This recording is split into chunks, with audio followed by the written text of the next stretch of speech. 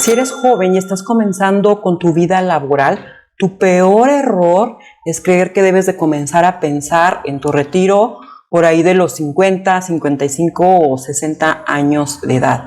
Error. Debes de comenzar ahora mismo. Y ahorita te voy a decir algunos puntos clave de la ley del seguro social que debes de conocer para ir pensando, planeando un retiro digno. Si te gusta este contenido, te pido que me apoyes suscribiéndote al canal, dándole me gusta, comentando y pues vamos a comenzar. ¿Qué tal, visionarios? Y bienvenidos de nuevo a este canal. Yo soy Carolina Navarrete, soy contadora y doctora en Economía de Recursos Naturales y Desarrollo Sustentable. Soy asesora de proyectos y negocios sustentables y tengo mi negocio de productos de belleza y bienestar natural, Carolina Hermosura Estudio. La mejor edad para ir comenzando a pensar en tu retiro es cuando comienzas tu vida laboral. Entre más joven, mejor. Y ahorita te voy a decir y vas a entender por qué te estoy diciendo esto. Y en este video te voy a explicar paso a paso, desde cero, para principiantes. Si tú no conoces nada de cómo retirarte, de cómo hacerle cuando empiezas a trabajar y ir ahorrando justamente para tu retiro, en este video vas a conocer lo básico. Explicado ahora sí, como dicen, con peras y manzanas. ¿Sale? Entonces quédate en este video, quédate hasta el final y si tienes dudas, comentarios, déjamelo saber ahí en los comentarios. Y pues vamos a empezar. Te voy a hablar del retiro según la ley del seguro social vigente, que es la ley de 1997. Esto es importante resaltarlo porque hay trabajadores que cuando se aprobó la ley de 1997 del Seguro Social ya estaban en activo. Entonces a ellos se dice que están bajo el régimen de la ley 73 y para ellos aplican otras condiciones para el retiro. Pero para todas las personas que empezaron a cotizar a partir del 1 de julio de 1997 en adelante, les aplican estas disposiciones que les voy a comentar. ¿A quién va dirigida la ley del seguro social de 1997 en México? Está dirigida a empleados permanentes o eventuales, ¿sí? También esta ley va dirigida para los socios de sociedades cooperativas. También generalmente la ley del seguro social aplica para aquellas personas que trabajan para organizaciones privadas, empresas privadas, organizaciones de la sociedad civil. O sea, generalmente no es para los del gobierno. Los del gobierno, las personas que trabajan para el gobierno, esas están amparadas bajo la ley del ISSSTE o las leyes estatales del ISSSTE de cada estado, ¿sí? Pero en ocasiones hay veces que el Ejecutivo Federal determina algunas personas a las que sí se las va a proteger, a las personas trabajadoras del hogar, a los trabajadores independientes o por cuenta propia. De hecho, para las personas trabajadoras del hogar y para las trabajadoras independientes por cuenta propia, tengo videos al respecto. Aquí les van a salir en la pantalla por si quieren consultarlos. Y los trabajadores de la administración pública excluidos de las otras leyes. Insisto, los trabajadores de la administración pública ya tienen sus propios reglamentos de seguridad social, pero en ocasiones puede haber algunas excepciones y están contemplados bajo la ley del seguro social. Ahora, ¿desde cuándo? Es lo que les decía, todas aquellas personas que comenzaron a cotizar a partir del día 1 de julio de 1997 en adelante. Ajá. Si tú te inscribiste o te inscribieron antes de esta fecha, entonces estás bajo el régimen 73 y aplican otras disposiciones que también ya las hemos comentado en este canal.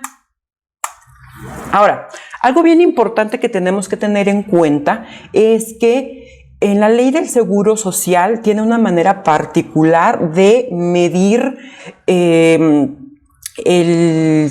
la forma en cómo te va a dar estas prestaciones. Me refiero específicamente a las semanas de cotización, ¿sí? Ahora, ¿qué son las semanas de cotización? Son el número de días cotizados inscritos al IMSS dividido entre 7. Es decir, tú empiezas a trabajar, por decir, el día de hoy al Seguro Social, en un trabajo, y ese mismo día te deben dar de alta en el Seguro Social. Ajá. Todos los días que tú estés dado de alta en el Seguro Social se debe de dividir entre 7. Y te va a dar, obviamente, pues te van a dar semanas. Esas son semanas de cotización ante el IMSS. ¿Y para qué sirven estas semanas? Son necesarias para el otorgamiento de las prestaciones o varias de las prestaciones del Seguro Social. En este caso, para las prestaciones del retiro. Dentro del seguro de retiro del Seguro Social, podemos tener dos vertientes, que es la de pensión por cesantía en edad avanzada y la de pensión por vejez. Ajá. ¿Cuáles son los requisitos para que tú tengas una pensión por cesantía en edad avanzada? Primero es que tengas entre 60 a 64 años de edad, ¿sí? Que tengas 850 semanas cotizadas en este año 2025. Pero estas semanas se van a incrementando 25 semanas cada año. Es decir, para el año 2026 tú vas a necesitar 875 semanas. Ajá. Y para el año 2027 tú vas a necesitar 900 semanas. Así cada año se va a ir incrementando 25 semanas hasta el año 2031, donde se va a llegar a 1000 semanas y ahí va a ser el tope máximo, 1000 semanas de cotización. Es decir, que tú en este año, para poder tener una pensión bajo la ley del Seguro Social, si estás en el régimen 97, necesitas entre 60 y 64 años y 850 semanas. El próximo año necesitarás tener 875 semanas y 60 años, 60 entre 64 años de edad. Si tienes 850 semanas, si tienes 800 semanas y tienes 60 años o 61, en el año 2026 no vas a poder pensionarte porque el año 2026 vas a necesitar 875 semanas. En el año 2027 necesitas entre 60 y 64 años de edad y 900 semanas. Deben de ser las dos condiciones cumplidas y así sucesivamente. Esto para efectos de la pensión por cesantía en edad avanzada. Si tú tienes estos dos requisitos, entonces sí puedes solicitar que te den tu pensión. Obviamente, para solicitar esta pensión necesitas ya haber estado privado de un trabajo remunerado, estar ya dado de baja de el Seguro Social, es decir, no estar trabajando y ya no estar cotizando para el Seguro Social e ir y solicitar tu pensión. No puedes estar dado de alta y estar cotizando y solicitar una pensión, ¿sí? Entonces, eso que quede también muy claro porque es importante. Si tú logras ya esta pensión por cesantía en edad avanzada, las prestaciones que vas a tener, pues en primer lugar es tu pensión. Vas a también tener derecho a asistencia médica. Vas a tener asignaciones familiares, es decir, si tú cuando logras tu pensión te van asignaciones familiares, es que te van a dar un poquito más o un porcentaje adicional más si tienes cónyuge, si tienes hijos menores de 16 años, si tienes padres que dependan económicamente de ti. Ajá. O también ayuda asistencial si eres una persona que no estás casado, que no estás en una unión civil con alguna persona, que no tienes hijos, o sea, entonces te van a dar también esta ayuda asistencial. Otras pensiones que después van a ser efectivas es, en dado caso de que tú llegues ya a dejar este mundo, pues tu cónyuge tendrá una pensión por viudez, tendrá tus hijos, en dado caso de que aplique, tus hijos tendrían una pensión por orfandad, o tus padres, en dado caso, tendrán una pensión por orfandad, o tus padres una pensión. Si no cumples con estos requisitos, que no tienes, si ya llegas a los 60 o 64 años de edad, pero no tienes las semanas de cotización, entonces, ¿qué va a pasar? Tienes de dos sopas. Una, seguir cotizando hasta alcanzar las semanas de cotización necesarias. O la otra es que si tú ya tienes esa edad, pero no tienes las semanas, pero tú dices, es que ya no puedo trabajar, o ya no quiero trabajar, o ya no me contratan en ningún lado, entonces la otra es que retires todos tus recursos de tu cuenta individual en una sola exhibición. Es decir, no te van a dar una pensión. Una pensión es que te van a estar dando un monto mensual, ¿sí? Por haber cumplido con estos requisitos.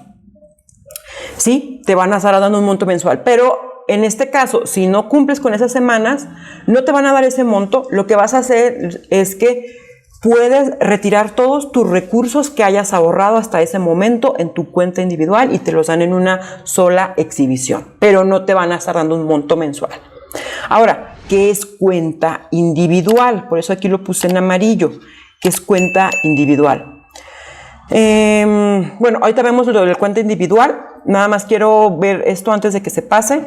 Si no tienes las semanas necesarias para obtener una pensión por cesantía en edad avanzada, pero sí tienes 750 semanas, ¿sí? Un mínimo de 750 semanas, pero no alcanza las necesarias para una pensión por cesantía, entonces tendrás derecho a las prestaciones en especie del seguro de enfermedades y maternidad. Es decir, ahora bien, ¿qué es esa cuenta individual? Es aquella que se abrirá para cada asegurado en la Afore, que son las administradoras de fondos para el retiro.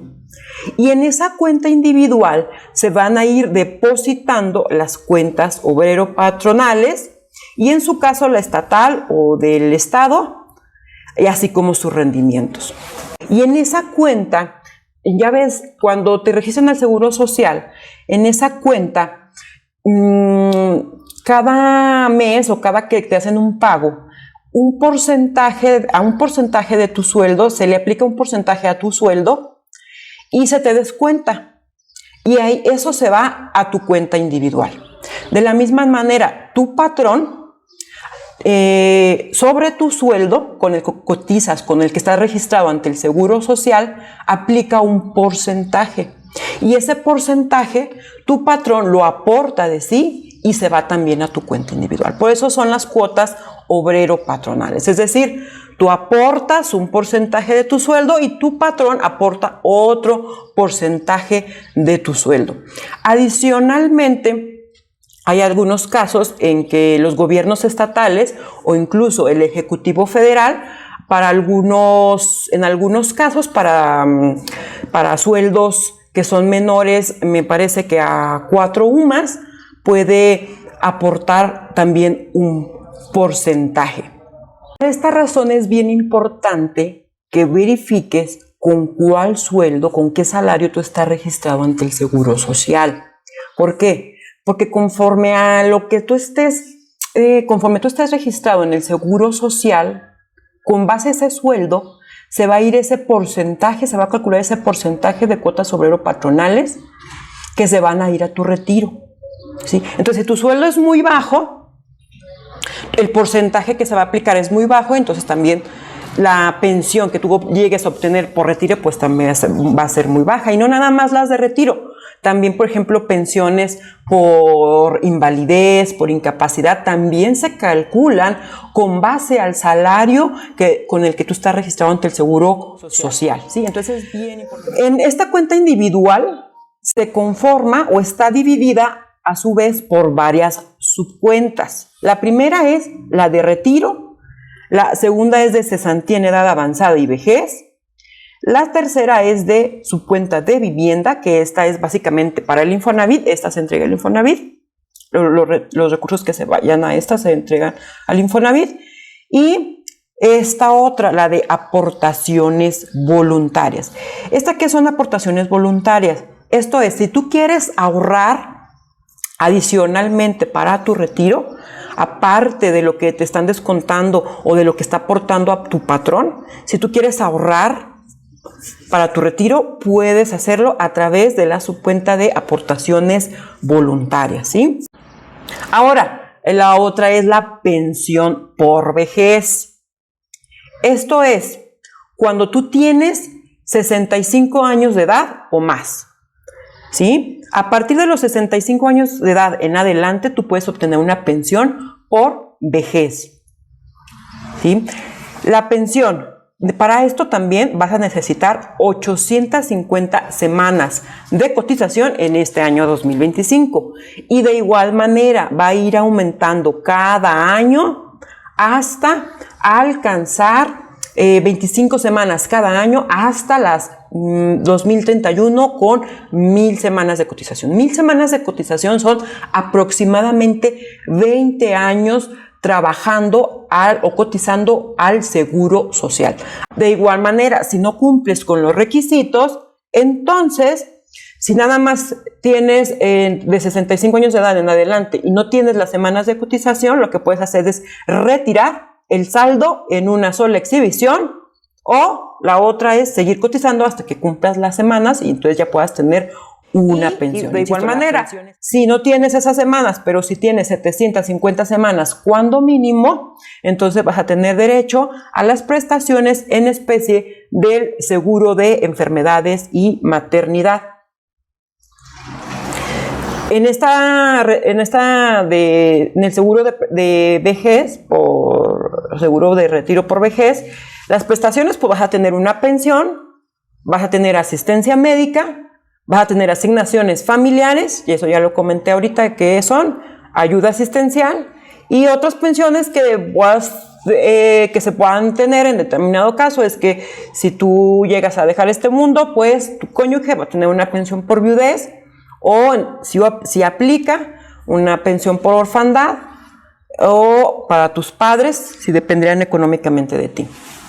Ahora, tú dices, bueno, todo se fue a mi cuenta individual, todo lo que estuve ahorrando durante mi vida laboral, ahí se fue. Ahora, ¿cómo voy a disponer de lo que está ahí en mi cuenta individual? Hay 3 opciones esencialmente. Vamos a verlas una por una. Si cumples con todos los requisitos para una pensión, como los que te acabo de mencionar, si cumples con esos requisitos, entonces puedes elegir entre una renta vitalicia o un retiro programado. Ahorita vamos a ver qué es renta vitalicia o qué es retiro programado. O la otra, si cumples con los requisitos para una pensión, pero no tienes recursos suficientes, es decir, tienes poquito dinero y no alcanzas a adquirir una renta vitalicia o un retiro programado, entonces se te dará una pensión garantizada. La primera es la renta vitalicia. Esta es una pensión que tú vas a contratar con una aseguradora. Cuando tú vas ahí a la ventanilla del Seguro Social, puedes elegir entre renta vitalicia o retiro programado. La renta vitalicia la vas a contratar con una aseguradora y, como su nombre lo dice, va a ser una pensión de por vida, ¿sí? De por vida. Y bueno, adicionalmente vas a contratar aquí un seguro de sobrevivencia para que en caso de tu faltar, tus deudos también reciban la parte correspondiente a una pensión por viudez, orfandad, etcétera, ¿sí? Y el monto de lo que te van a dar como pensión vitalicia, aquí va a depender de lo que tú tengas ahorrado o acumulado en tu cuenta individual, ¿sí? Y la oferta que te haga la aseguradora. La oferta que te haga la aseguradora va a depender también tanto de este monto como de tu edad, de tu expectativa de vida, etcétera. Ya ven que las aseguradoras hacen sus cálculos y cuando tú vayas allí al Seguro Social, pues te van a dar una carta oferta donde te van a poner las diferentes opciones de lo que te dan las aseguradoras, ¿sí? Actualmente está GNP, Bancomer, está Banorte, Sura, y te van a poner ahí cuál es la que te da la mejor opción para que tú la elijas. En el caso de la renta vitalicia, tú pudieras retirarte, si tú eliges por renta vitalicia, pudieras retirarte antes de los 60 años de edad en el caso de que tu pensión que se calcule por renta vitalicia sea un 30% superior al monto que te correspondería por pensión garantizada. Ahorita vamos a ver qué es la pensión garantizada, ¿sí? Aquí la renta vitalicia, su ventaja es que va a ser una pensión de por vida, ¿sí? La desventaja es que si, por ejemplo, al poco tiempo, lamentablemente, tú llegaras a dejar este mundo, al poco tiempo de pensionarte, dejaras de este mundo, los recursos acumulados o que restarían o que estuvieran ahí en tu cuenta Afore, pues no se entregarían ya a tus deudos. Esa sería la desventaja. Ajá. Pero pues la ventaja es que si tú llegas a vivir hasta los 100 años, o hasta los años que sean, pues hasta los 100 años se te va a dar a ti tu pensión vitalicia y cuando dejes este mundo, pues a tus deudos. La otra opción es el retiro programado. Este retiro programado, ese tú lo contratas directamente con tu Afore. Y estos retiros, como su nombre lo dice, te van a dar tu pensión mes con mes y esos retiros van a ser con cargo a tu cuenta individual. Es decir, conforme pase el tiempo, vas a tener un menor saldo en tu cuenta individual. Es decir, como quien dice, al final de tu vida laboral tienes tu cochinito y cada mes se va a ir quitando o sacando dinero de ese cochinito para dártelo en tu pensión. Sí se va recalculando tu Afore con base pues a rendimientos, al índice nacional de precios al consumidor y también se va calculando pues conforme va quedando menos saldo, ¿no? A lo mejor en un principio tu pensión va a ser mayor, pero conforme va pasando los años, quizá tu pensión también puede ir ajustándose tanto por la inflación como por los rendimientos, pero también ajustándose porque va a ir quedando un menor saldo. Entonces, algo aquí bien importante de retiro programado es que no garantiza tu pensión de por vida. Es hasta que se ajuste, hasta que haya recursos en tu cuenta, ¿sí? Haya recursos en tu cuenta, ¿sí? Entonces, no lo garantiza de por vida. La opción que tendrías es que si tú estás en retiro programado, y en algún momento puedes cambiarte a renta vitalicia, sí lo puedes hacer, siempre y cuando al cambiarte a renta vitalicia no sea menor a una pensión mínima garantizada. Ahorita vamos a ver qué es la pensión mínima garantizada. La ventaja del retiro programado, antes de que se me pase, es que si tú al poco tiempo o a los años de que tú tienes tu pensión, dejas este mundo, aparte de las pensiones respectivas que corresponderían en su caso por viudez o orfandad para tus ascendientes, también los recursos que quedaran ahí restantes en tu cuenta individual se les entregarían a tus deudos, ¿sí? Al contrario de la renta vitalicia, donde no se les entregarían a tus deudos. Esa otra es la pensión garantizada. En la pensión garantizada, cuando tú cumples con los recursos para pensionarte, retirarte, ya sea tanto porque tienes la edad como las semanas cotizadas, pero que en tu cuenta individual tienes muy poquito dinero ahorrado, entonces te corresponde una pensión garantizada. Es una pensión mínima, es una pensión poquita, que te garantiza el estado de por vida. Obviamente, esto significa que para obtener una pensión por vitalicia o por retiro programado es porque tú lograste ahorrar una muy buena cantidad de dinero ahí en tu cuenta individual. Y por eso es importante que cuando te registren al Seguro Social, te registren con el salario adecuado, que te registres con un salario pues no con el mínimo, sino superior al mínimo, porque con base a eso pues se va a ir ahorrando ahí en el cochinito de tu cuenta individual, ¿sí? Entonces, si no tienes suficiente dinero, pues te vas a ir por la pensión garantizada. ¿Y cómo se calcula esta pensión garantizada? Mira, en el artículo 170 de la ley del Seguro Social se va a calcular con base a esta tablita. En esta tablita van a considerar tres cosas: tu edad, Es un sistema de coordenadas donde van a considerar tu edad al momento de pensionarte, tus semanas de cotización, y luego también vamos a considerar el salario promedio con el que estuviste cotizando al instituto durante tu vida laboral. Ojo, entonces, ya que también esta tabla se debe de actualizar mes con mes conforme al Índice Nacional de Precios al Consumidor y hasta la fecha en la que se se retira o se pensiona el trabajador. Miren, si tú puedes alcanzar, el instituto hace los cálculos y ve que tú puedes alcanzar por pensión garantizada o por retiro programado una pensión mayor a esta pensión garantizada, pues obviamente vas a poder elegir entre pensión, renta vitalicia o retiro programado. Si no alcanzas a contratar un retiro programado o una renta vitalicia, pues te van a dar una pensión garantizada.